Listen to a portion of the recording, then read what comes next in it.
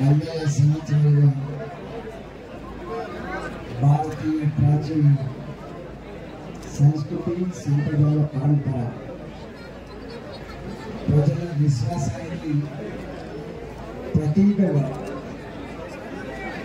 మానవ కళ్యాణం కోసం ప్రజలందరూ కూడా కలిసిమెలిసి చల్లగా జీవించే భాగ్యం కలగాలని చెప్పి కోట్లాది మంది ప్రజలు తెలంగాణ రాష్ట్రంలో చిన్న చిన్న పల్లె నుంచి మొదలుపెట్టి పట్టణాలలో బస్తీలు కావచ్చు, ఈ మధ్యకాలంలో గేటెడ్ కమ్యూనిటీ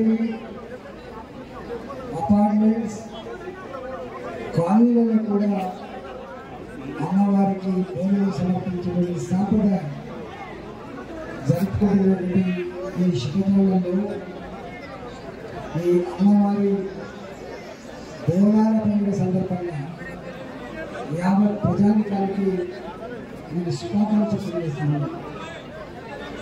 ప్రతి సంవత్సరం అమ్మవారికి కోట్లాది మంది ఆడబిడ్డలు ప్రతి తెలంగాణ ఇల్లు ఆడబిడ్డల్ని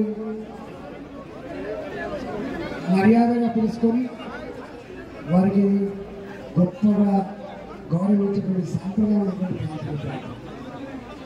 ఈ దేశంలో స్త్రీలను గౌరవిస్తారో, ఏ దేశంలో స్త్రీలు పూజించబడతారో ఆ దేశం గొప్పగా వెలుసుంటుందని చెప్పి ఆడబిడ్డలు ఆశీర్వాదాన్ని కోరుతాము.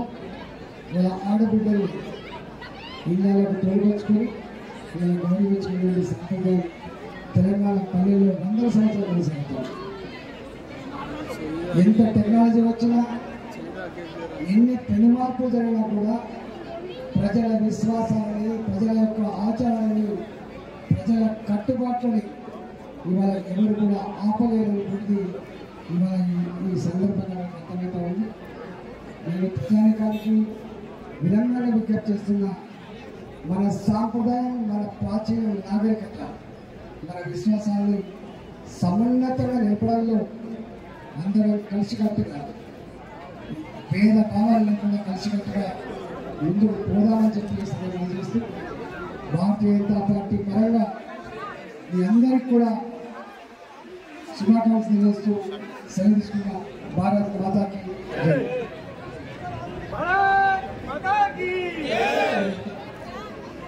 ఈటెల రాజేందర్ గారికి శ్రీ శ్రీరా రాజ్ కుమార్ గారు శాల్వాతో సన్మానం చేయబోతున్నారు.